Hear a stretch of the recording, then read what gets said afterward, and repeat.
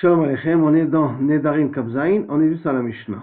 Alors on a vu le quatrième sorte de Nedarim, on a parlé jusqu'à maintenant de Nidre Havai, Nidre Ziruzim. Alors il y a maintenant ce qu'on appelle Nidre Onassim. C'est que les personnes font des Nedarim parce qu'ils sont pris un petit peu à la gorge, pour pouvoir s'en sortir de ça, ils font des Nedarim.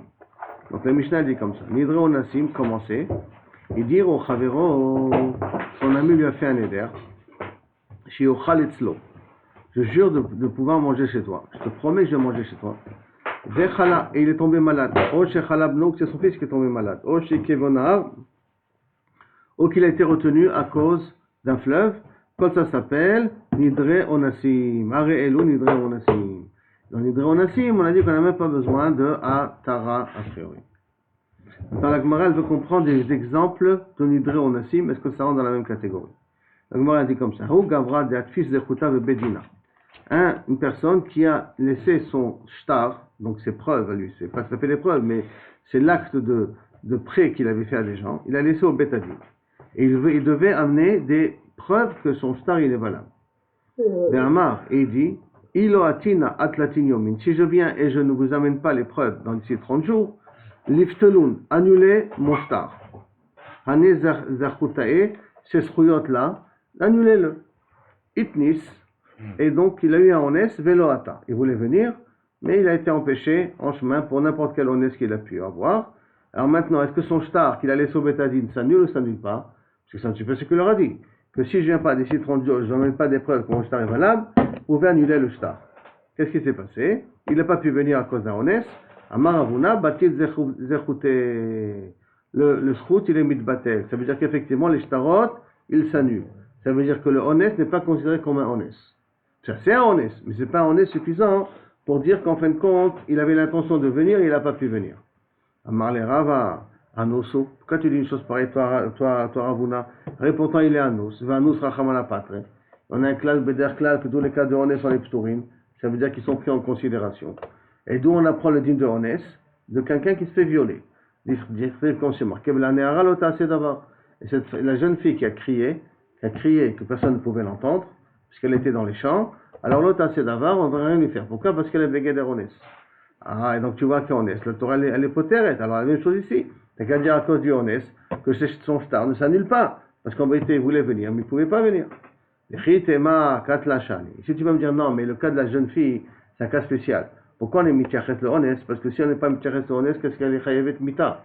Il doit la tuer, parce que Kavechol a trompé son mari. C'est pour ça que là-bas, le honest, il est important, et le honest, il la quitte. Il empêche de mourir. Mais là, c'est un problème d'argent. Peut-être avec un problème d'argent, le honest ne rentre pas en ligne de compte.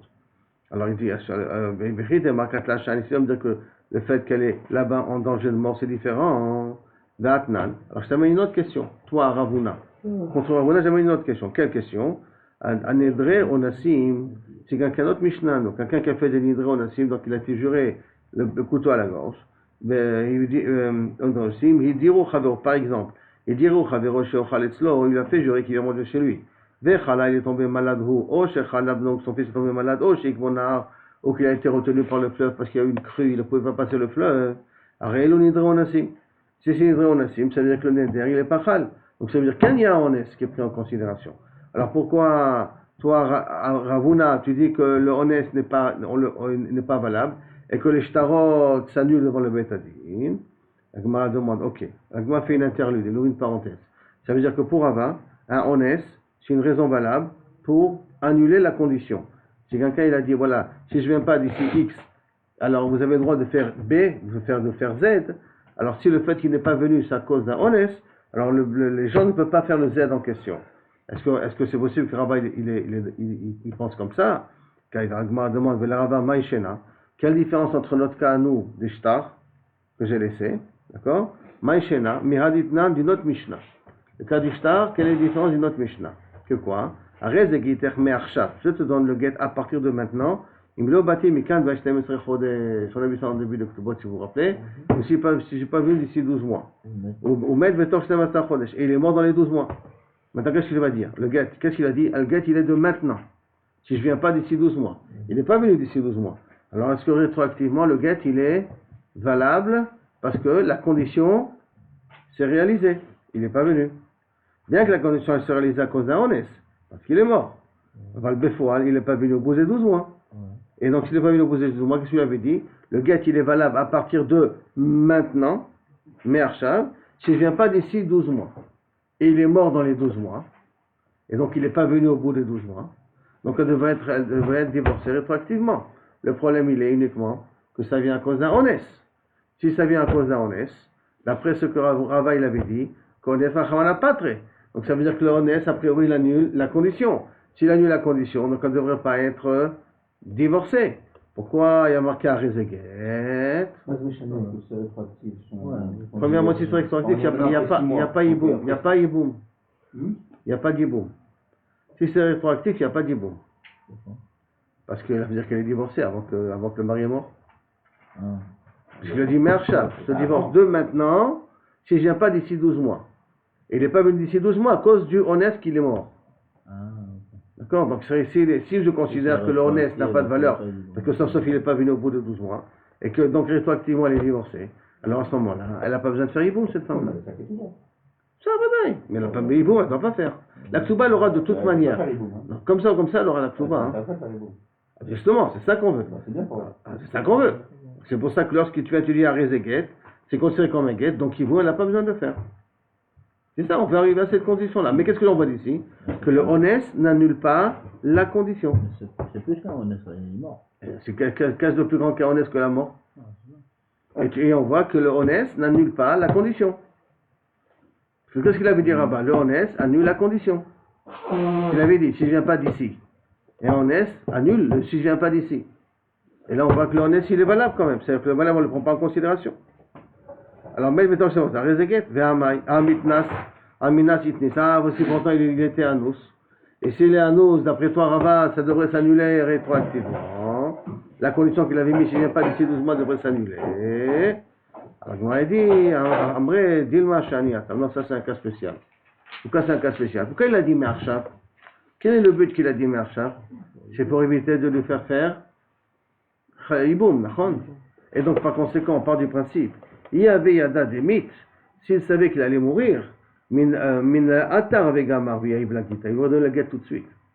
Pourquoi il lui a dit Me'arshav? Il n'y a aucune raison de dire Me'arshav. Et là, il voulait lui dire, s'il ne vient pas d'ici 12 mois, sache que je te divorce dès maintenant. Comme ça, si Chal Shalom il arrive quelque chose, tu n'as pas besoin de faire Yiboum. Donc ça avait été envoyé tout son but à lui, c'est qu'il ne fasse pas Yiboum. C'est la raison pour laquelle il a dit Me'arshav. Alors comme il ne veut pas faire Yiboum, et quand il est mort vraiment où il veut, s'il savait, il aurait fait le guet depuis le début. C'est pour ça qu'on dit que le guet il est valable. Il dit ok. Donc de là, on n'a pas de preuve. Maintenant, comme on dit, Maïshina Mea ou Dama. Un autre cas. Quelle différence avec un autre cas qui dit, pour Rava, la question est toujours pour Rava. Hein? Quelle différence avec un autre cas? Damar Lehu, Ilo Atina Mikan Vatlatin Yomin. S'il ne vient pas d'ici 30 jours, Leheve Gita. Ça deviendra à ce moment-là un guet. Il n'a pas dit Me'arshav. Hein? Il a dit, s'il ne vient pas d'ici 30 jours, 30e jour, ça devient un guet. Donc là, je ne peux pas dire que c'est pour le Hiboum qui dit ça. Parce qu'il veut que le guet soit valable qu'au bout des 30 jours. Dans notre cas, la première qu'on a parlé, il voulait que le guet soit valable, rétroactif, depuis le moment où il lui a donné. Donc là, ça montre la preuve qu'il ne veut pas qu'il y ait Hiboum.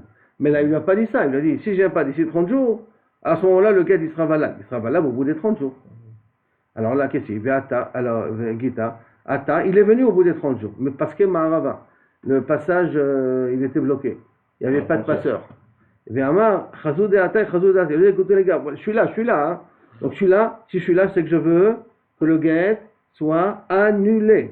Parce que la condition c'était quoi? Le guet sera valable s'il ne vient pas d'ici 30 jours. Voilà, je suis arrivé au 30e jour, mais j'arrive pas à passer le fleuve. Je suis coincé de l'autre côté du fleuve. Mais sachez que je suis là, c'est un cas de honnête. Et à Marche Mouhel, Loshme Matia. Il est considéré comme s'il n'est pas venu. Et le guet, il est valable. Et la condition, elle a été réalisée, c'est qu'il n'est pas venu. Ça veut dire qu'on ne considère pas ça comme un honnête. Bien que c'est un vrai honnête. Minas Inis. Ah, pourtant, c'est un cas de honnête. S'il voulait passer la passerelle, il ne pouvait pas la passer. Je me réponds, non, c'est différent ici. Dilma onasa de Megalia. Peut-être c'est un honnête prévu. Parce qu'il sait très bien qu'il doit arriver dans la ville, il doit passer la passerelle. Donc il sait très bien que des fois, il y a la crue du fleuve, des fois la passerelle elle est fermée, des fois il n'y a pas de passeur. Il se connaît que ça existe, cette situation de honnête. Ou me'avra, veshani ma'avra, ou migle, on sait. C'est un honnête qui est connu. Et comme c'est un honnête qui est connu, il aurait dû dire à condition que je ne suis pas retenu à cause du passage du fleuve. Comme il ne l'a pas dit, alors que c'était un honnête qui est connu, alors ça veut dire qu'il a pris ça aussi en considération. Que maintenant il se plaint, c'est trop tard. C'est pour ça que le guet il est valable. C'est pas que peut-être que là les onassim ne sont pas valables, mais là c'est un honnête qu'il aurait dû le préciser dans le contrat. Je ne sais pas que les cellules familiales et les Israël se cassent comme ça. Oui, mais quand un homme il vient, oui, mais quand un homme il vient comme ça, il te dit, si je te divorce et si je viens pas d'ici 30 jours, c'est-à-dire que Melech quelle est sa kavana? C'est de la Non, divorcer. c'est pas. Les voyages sont dangereux, il y a des bêtes féroces, il y a pourquoi d'ici 30 jours? des ouragans dans l'eau. Pourquoi d'ici 30 jours? Alors, les ouragans dans l'eau, tu peux prévoir quand est-ce que je vais venir, ne donne pas de date. Si je viens pas, Il a fait calcul 30 jours, c'est là. En tout cas, pour l'instant, si elle est intéressée du divorce, tu ne vas pas lui enlever cette possibilité. Comme David Ameller, il signe avant la guerre. Mais qu'est-ce qu'il signe avant la guerre si tu ne reviens pas de la guerre? Voilà, c'est un petit peu. Donc ils sont trachés. Il n'y a pas de problème. Il n'y a pas de problème. Il n'a pas voulu bloquer, c'est celui qui se fait avoir. C'est lui qui se fait avoir, mais d'un autre côté, peut-être elle est très intéressée de ce divorce. Je ne veux pas regarder que son côté à lui, que peut-être, oui, le pauvre, il va divorcer de sa femme. Regarde, il a qu'à se remarier avec elle. Il rentre, il se remarie avec elle, sauf s'il a un coin, il a un problème. Hein. Alors, premièrement. Et deuxièmement, tu dis, c'est pas l'avantage du mari, peut-être c'est l'avantage de la femme, Bichlal. Peut-être la femme est intéressée de ce divorce. Tu ne vas pas lui dire, non, je vais prendre en considération le mari, je ne vais pas prendre en considération la femme. Mais si le mari voulait vraiment divorcer, il aurait divorcé, il n'aurait pas mis des conditions. Alors, comme il dit, peut-être qu'il voulait rester en Khouslaretz et se marier avec une autre femme. Et comme ça, il libère sa femme. Peut-être c'est ça sa kavana? Comme ça quoi? Comme ça, il peut se marier avec une autre femme là-bas. Parce que c'est pas bien d'avoir deux femmes dans deux pays différents. Non. Alors qu'est-ce qu'il fait? Il divorce de sa femme. Et comment il a prévu le coup? Il a dit voilà, si je viens pas d'ici 30 jours, tu es divorcé. Comme ça, moi, je peux me marier avec une autre ici. C'est aussi une éventualité. D'accord? Donc on n'a pas une coucha contre Ravad ici. Notre cas, nous, c'est un cas spécial. Le cas du shtar, c'est un cas spécial. Dans la Gemara, revient à Ravuna. Qu'est-ce qu'il a dit Ravuna? Le honnête, c'est un bon honnête. D'accord? Ouais. Alors, Amar Ravuna, Michdas Martaï.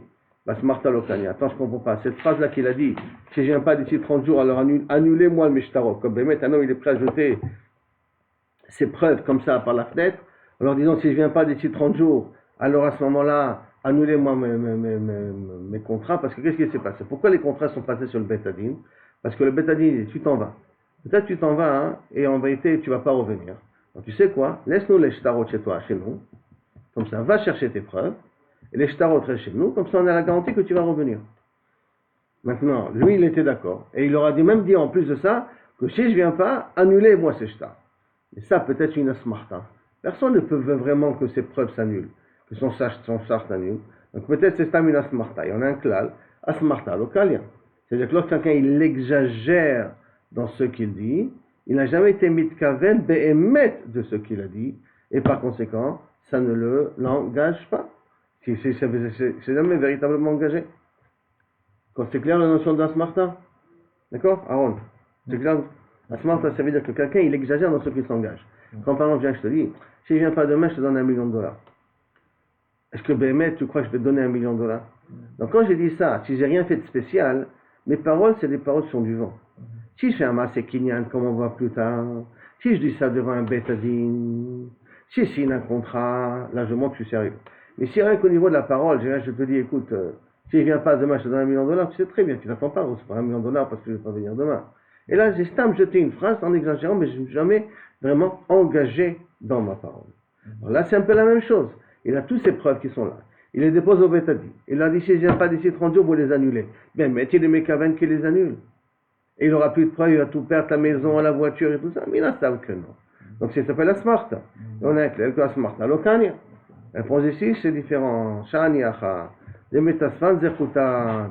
Là, c'est différent parce qu'il leur a donné le shtar. Comme il a donné le shtar au Betadi, il leur a fait acquérir le srout qu'il a de pouvoir prendre.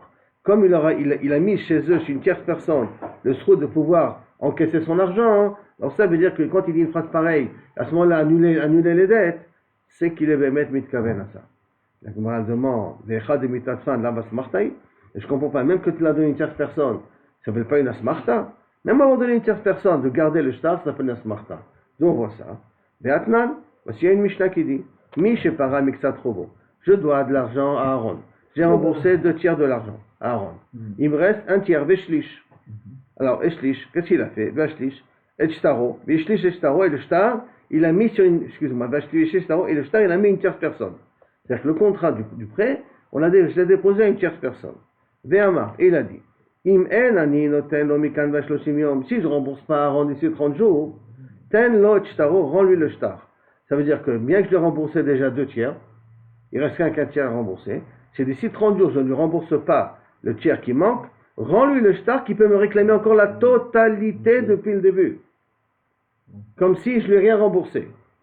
Velonatan, il est passé les 30 jours, il ne lui a pas donné. Rabbi Yossi Omer, Iten.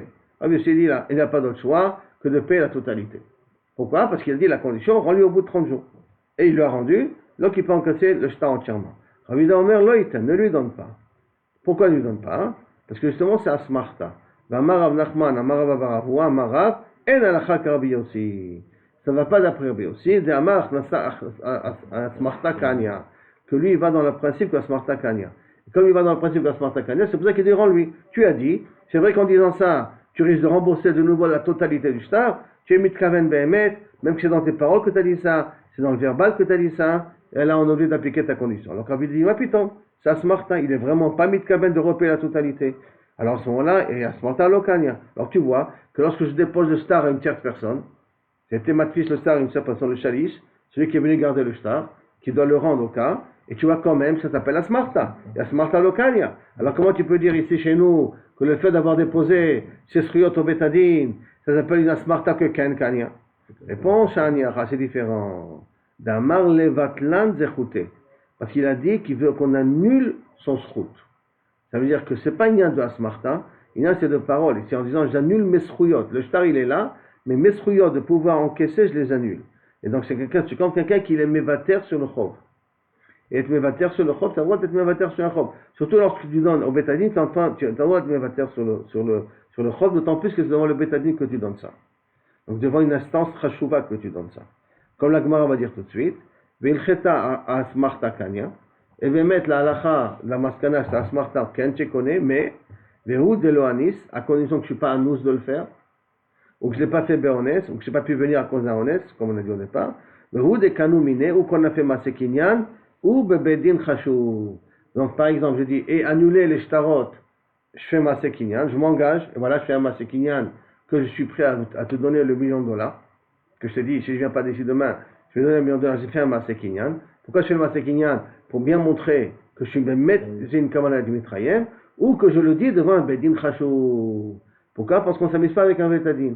Si tu vas jusqu'au bétadine pour dire que tu t'engages au cas où, c'est que Bémet est mitkaven de ce que tu as dit. Par conséquent, comme là il a déposé les shtarot, où ça? Au bétadine, et c'est un bedin chashou, c'est pour ça que là-bas la smarta est ofeset, d'après Ravuna. D'après Rabbi Yehuda, d'après Rava, c'est un cas de honès, et le honès enlève la smarta, mais d'après Ravuna, comme ça se fait devant le Bédin, alors à ce moment-là c'est ofes. Jusqu'à là la Sugia, une nouvelle Mishnah. Après un autre livre de Neder, quatrième cas de la Mishnah, la première Mishnah qu'on a vue, c'est Nedarim la Haragin, quelqu'un qui fait un Neder parce qu'il veut sauver sa peau. Alors il dit on n'a pas de faire un Neder la Haragin si quelqu'un vient te tuer. Il dit je jure que j'ai pas un sou. Alors que c'est pas vrai. Oh la haramim, quelqu'un qui veut te voler. Oh la moussachim, quelqu'un qui veut te prendre des impôts. Donc je jure que cet argent n'est pas à moi, ou cet argent appartient à. Chez Itrouma, je jure que c'est Trouma. Dans les trois cas, il dit par exemple, et on parle de juifs qui risquent de venir tuer. Parce qu'un goy, quand il disait Trouma, il n'en a rien à faire.